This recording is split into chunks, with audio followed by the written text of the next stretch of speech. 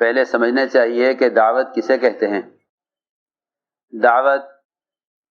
یہ دو بنیادی کام ہیں، بھلائی کا حکم کرنا اور برائی سے روکنا۔ دعوت یہ دو بنیادی کام ہیں، بھلائی کا حکم کرنا، برائی سے روکنا۔ اگر امت اجتماعی طور پر یہ دو کام چھوڑ دے گی، یہ بات نہیں ہے کہ اگر ایک جماعت اس کام کو کر لے تو باقی امت پر سے یہ ذمہ داری ساقط ہو جاتی ہے، بلکہ ہر شخص کو چاہیے کہ وہ اپنے دین کی حفاظت کے لیے، اپنے دین پر استقامت کے لیے خود اپنی ذات سے بھلائی کا حکم کرے، اس لیے کہ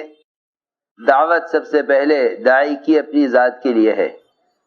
بھلائی کا حکم کرو اپنے اندر معروفات کی رغبت پیدا کرنے کے لیے، اور منکرات سے روکو دوسروں کو اپنے اندر منکرات کی نفرت پیدا کرنے کے لیے۔ یہ دونوں کام ہر شخص کی اپنی ذات کے لیے ہیں۔ جس طرح ایک آدمی تجارت کرتا ہے اپنی ذات کے لیے، ہر تاجر کو ذاتی نفع مقصود ہے، ہر زمیندار کو زمینداری سے ذاتی نفع مقصود ہے، ہر ملازم کو اپنی ذات سے، اپنی محنت سے ذاتی نفع مقصود ہے۔ اس لیے امر بالمعروف سے خود اپنے اندر معروفات کی رغبت پیدا کرنا ہے، اور منکر سے روکنے سے اپنے اندر منکرات کی نفرت پیدا کرنا ہے۔ اس لیے کام اپنی ذات کے لیے ہونے کے اعتبار سے ہر فرد امت کی اپنی ذاتی ضرورت ہے، ہر فرد کی اپنی ذاتی ضرورت ہے۔ دعوت ہر فرد کی اپنی ذاتی ضرورت ہے۔ ایسا نہیں ہے کہ اگر ایک جماعت اس کام کو کر لے تو باقی لوگوں کی طرف سے یہ ذمہ داری ادا ہو جاتی ہے، کیونکہ اگر آپ غور فرمائیں حدیث پر کہ ساری کی ساری امت ایک کشتی کی سوار ہے، اگر اس کشتی میں تمام عباد، زہاد، نیک لوگ، اللہ تعالیٰ کی عبادت کرنے والے اور ایک لمحے کے لیے بھی اللہ سے غافل نہ ہونے والے، ایسے نیک لوگوں سے کشتی بھری ہوئی ہو، اور ایک آدمی صرف اس کشتی میں سوراخ کرے، اور یہ سارے عبادت کرنے والے، یہ سب ذکر و تلاوت کرنے والے، یہ سب اللہ کی یاد سے ایک لمحے کے لیے بھی غافل نہ ہونے والے، یہ اس سوراخ کرنے والے کو نہ روکیں تو ان سب کے ڈوبنے کے لیے کافی ہے۔ یہ نہ کہا جائے گا کہ بدکار ڈوب جائیں گے، نیکوکار بچ جائیں گے۔ آپ نے یہ نہیں فرمایا، آپ نے فرمایا کہ سب کے سب ڈوبیں گے۔ غور کرنے کی بات یہ ہے کہ اگر عبادت کرنے والے 10 آدمی ہوں اور کشتی میں سوراخ کرنے والے 100 آدمی ہوں، تو کیا آیا 10 آدمی ان 100 آدمیوں کو سوراخ کرنے سے روکنے کے لیے کافی ہو جائیں گے؟ ہر شخص کی ذمہ داری ہے، ہر شخص کی ذمہ داری ہے کہ وہ اس بات کا فکر کرے کہ ہم سب اجتماعی طور پر مل کر اس سوراخ کرنے والے کو اجتماعی طور پر مل کر روکیں۔ فرض کفایہ کا مطلب یہ ہے کہ اتنا بڑا مجموعہ بھلائی کا حکم کرنے والا ہو، اتنا بڑا مجموعہ منکر سے روکنے والا ہو، جو اس سوراخ کرنے والوں کو روکنے کے لیے کافی ہو جائے، اس کو فرض کفایہ کہتے ہیں۔ اس کو فرض کفایہ کہتے ہیں کہ آیا اتنا مجموعہ ہے، صحابہ کرام 100% دعوت پر مجتمع تھے، ایک صحابی بھی اللہ کے راستے کی نقل و حرکت اور دعوت اللہ سے ایک صحابی بھی مستثنی نہیں تھے۔ 100% امت دعوت پر مجتمع تھی۔ امت کی نجات دعوت کے بغیر نہیں ہے۔ قرآن حدیث اس سے بھرے ہوئے ہیں۔ امت کی نجات دعوت کے بغیر نہیں ہے۔ یہ تو خدا کی قسم اتنی سچی بات ہے کہ دعوت کے بغیر نجات ہوگی ہی نہیں، دعوت کے بغیر نجات ہوگی ہی نہیں۔ اس لیے کہ اللہ نے فرمایا ہے قرآن میں فَلَمَّا نَسُوا مَا ذُكِّرُوا بِهِ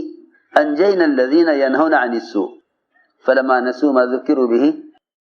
أَنجَيْنَا الَّذِينَ يَنْهُونَ عَنِ السُّوءِ، کہ جب برائی سے روکنے والوں نے برائی کرنے والوں کو برائی سے روکا، برائی کرنے والوں کو برائی سے دعوت دینے والوں نے روکا تو انہوں نے بات نہ سنی، تو اللہ رب العزت نے جب ان کو ہلاک کیا نہ ماننے والوں کو، تو نجات اللہ تعالیٰ نے ان کو دی جو دوسروں کو برائی سے روکا کرتے تھے۔ فلما نسوا ما ذکروا به انجینا الذین ینہون عن السوء۔ اس سے معلوم ہو گیا کہ اگر اللہ تعالیٰ نہ ماننے والوں پر عذاب لائے تو نجات صرف ان کو ہوگی جو دوسروں کو منکر سے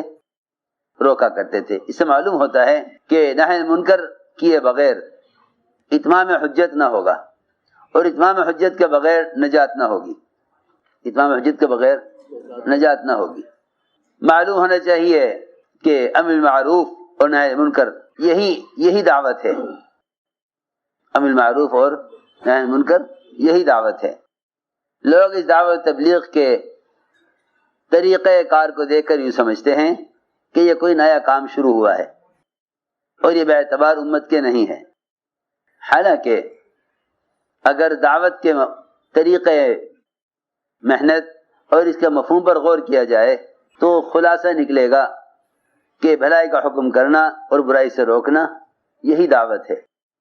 اور یہی اس امت کے افضل امت ہونے کی شرط ہے، یہی اس امت کے افضل امت ہونے کے لیے شرط ہے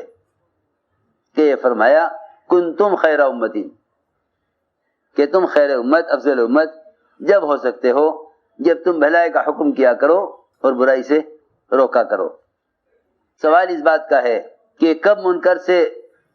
سے کیسے روکا جائے اور بھلائی کا حکم کیسے کیا جائے، بھلائی کا حکم کیسے کیا جائے اور منکر سے کیسے روکا جائے۔ اگر منکر سے روکنے میں خلفائے راشدین اور حضور اکرم صلی اللہ علیہ وسلم کے طریقے سے ہٹ گیا، اگر منکر سے روکنے میں خلفائے راشدین اور حضور اکرم صلی اللہ علیہ وسلم کے طریقے سے ہٹ گیا تو اس طریقے کے بدل جانے کی وجہ سے فساد ہوگا، اصلاح نہ ہوگی، فساد ہوگا اصلاح نہ ہوگی۔ اس لیے کہ منکر سے روکنے کے طریقے اور شرائط اور آداب ان کا سیکھنا بھی ضروری ہے۔ اگر اپنی طبیعت سے مغلوب ہو کر منکر سے روکتا ہے تو فساد کا ذریعہ بنے گا، اگر اپنی طریقے سے اپنی طبیعت سے مغلوب ہو کر منکر سے روکتا ہے تو فساد کا ذریعہ بنے گا۔ خوب غور سے بات سننی پڑے گی۔ اگر منکر سے روکنے میں سنت کا طریقہ اختیار نہیں کرتا تو اس کا منکر سے روکنا منکر کرنے والوں میں اصرار اور ضد پیدا کرے گا، جس سے اس کی کوشش بجائے ماحول کو درست کرنے کے اور ماحول کے اندر بگاڑ پیدا کرے گی۔ اس لیے فرمایا کہ بھلائی کا حکم کرنا، برائی سے روکنا، یہ تو امت کی نجات کے دو بنیادی سبب ہیں، بشرط یہ کہ اس کو محمد صلی اللہ علیہ وسلم اور آپ کے صحابہ کے طریقے کے مطابق کرے۔ میں جو بار بار آپ حضرات سے عرض کرتا ہوں کہ جس طرح نماز ایک متعین طریقہ عمل ہے، نماز کا ایک متعین طریقہ عمل ہے، اگر نماز سنت کے طریقے سے ذرا بھی ہٹ گئی، اگر نماز سنت کے طریقے سے ذرا بھی ہٹ گئی تو نماز کے فوائد اور نماز کی تاثیر ظاہر نہیں ہوگی، نماز کے فوائد، اس کی تاثیر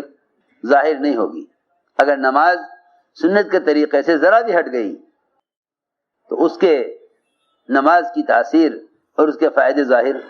نہیں ہوں گے، نہ منکرات سے بچنے میں ظاہر ہوں گے، نہ معروفات کو کرنے کے اعتبار سے ظاہر ہوں گے، نہ اللہ تعالیٰ کے قرب کے اعتبار سے ظاہر ہوں گے، اور نہ اللہ تعالیٰ سے اپنے مسائل کو حل کرانے کے اعتبار سے ظاہر ہوں گے۔ کسی بھی اعتبار سے نماز کے اثرات ظاہر نہ ہوں گے، کیونکہ نماز سنت کے طریقے سے ہٹی ہوئی ہے۔ جس طرح عبادات سنت طریقے سے ہٹ جانے کی وجہ سے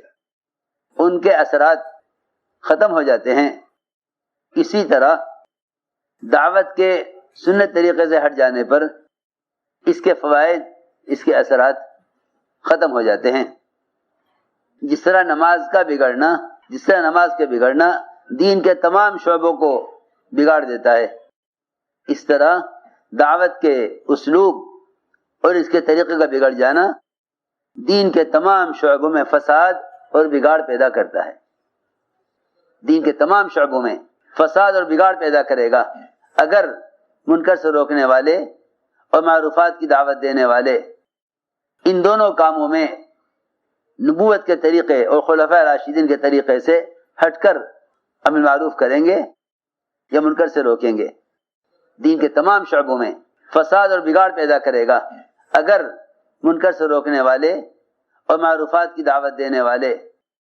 ان دونوں کاموں میں نبوت کے طریقے اور خلفائے راشدین کے طریقے سے ہٹ کر امر معروف کریں گے یا منکر سے روکیں گے۔